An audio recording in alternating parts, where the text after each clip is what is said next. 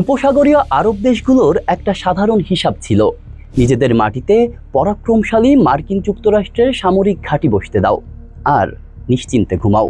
America থাকলে কেউ তাদের ঘাটানোর সাহস পাবে না। কিন্তু 28 ফেব্রুয়ারি থেকে শুরু হওয়া ইরান ইসরায়েল যুদ্ধ প্রমাণ করে দিয়েছে যে এই তথাকথিত নিরাপত্তার ছাতাই এখন তাদের মৃত্যুফাদ।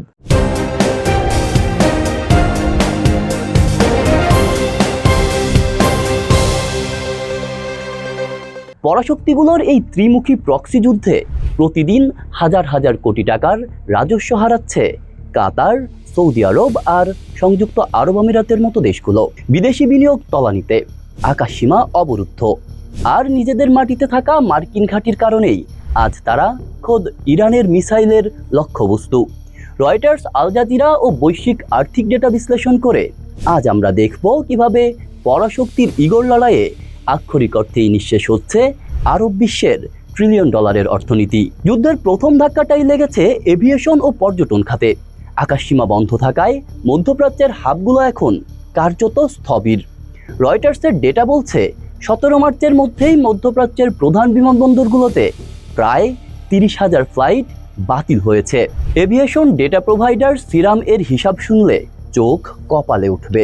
শুধু এমিরেটস এয়ারলাইন্সই প্রতিদিন ক্ষতি গুনছে প্রায় 5 কোটি 20 লাখ ডলার, আর কাতার এয়ারলাইন্স প্রতিদিন হারাচ্ছে 6 কোটি ডলার।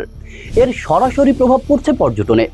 অক্সফোর্ড ইকোনমিক্স এর মতে এই যুদ্ধের জেরে মধ্যপ্রাচ্যে পর্যটক কমবে অন্তত 11%, যার মানে হলো 1 বছর পর্যটন খাতে এই দেশগুলোর ক্ষতি হবে প্রায় 34 বিলিয়ন ডলার। দৈনিক হিসেবে যা প্রায় 9 কোটি 30 লাখ ডলার।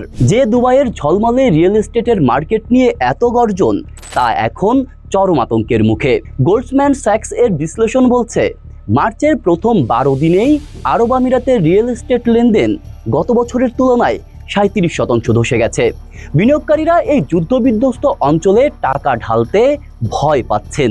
ফলে আমিরাতের ডেভেলপারদের বন্ড মার্কেট পুরোপুরি বন্ধ। অর্থনীতির এই রক্তক্ষরণ ঠেকাতে উপসাগরীয় দেশগুলো এখন দিশেহারা। তারা এখন তাদের ট্রিলিয়ন ডলারের সোভরেইন ওয়েলথ ফান্ড ভেঙে এই ক্ষতি সামাল দেওয়ার পর্যালোচনা শুরু করেছে। তবে অর্থনীতির আসল মেরুদণ্ড ভাঙছে সমুদ্রে। মার্কিন এনার্জি ইনফরমেশন অ্যাডমিনিস্ট্রেশনের তথ্য মতে হরমুজ প্রণালী দিয়ে প্রতিদিন 2 কোটি ব্যারেল তেল পারাপার হয়। এই পথ বন্ধ থাকায় বিশ্বজুড়ে প্রতিদিন 1.8 থেকে 3 বিলিয়ন ডলারের তেল বাণিজ্য থমকে আছে। ক্ষতির অঙ্কটা একটু ভেঙে বলা যাক। বিকল্প পাইপলাইন থাকার পরও সৌদি আরবের প্রতিদিন প্রায় 22 লাখ ব্যারেল রপ্তানি আটকে আছে। বর্তমান বাজারে তাদের দৈনিক ক্ষতি 19 কোটি 80 লাখ থেকে 33 কোটি ডলার। সংযুক্ত আরব আমিরাতে তেল উৎপাদন অর্ধেকের বেশি কমেছে। দৈনিক ক্ষতি 15 কোটি 30 লাখ থেকে 25 কোটি 50 লাখ ডলার। বিকল্প পথ না থাকায় সবচেয়ে বড় বিপদে পড়েছে কুয়েত। তাদের প্রতিদিন ক্ষতি হচ্ছে 17 কোটি 10 লাখ থেকে 28 কোটি 50 লাখ ডলার।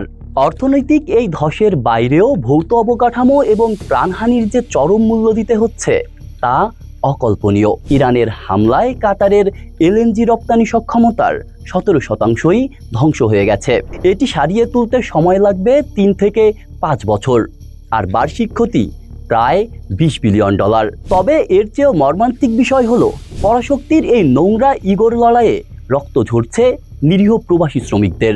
এএফপি ও রয়টার্সের পরিসংখ্যান বলছে বাহরাইন, কুয়েত ও সংযুক্ত আরব আমিরাতে ইরানের হামলায় নিহত বেসামরিক নাগরিকদের মধ্যে অন্তত 8 জনই ছিলেন বাংলাদেশ, পাকিস্তান, নেপাল ও ভারতের নাগরিক। অন্যদের যুদ্ধে বলির পাঠা হচ্ছেন আমাদেরই রেমিটেন্স যোদ্ধারা।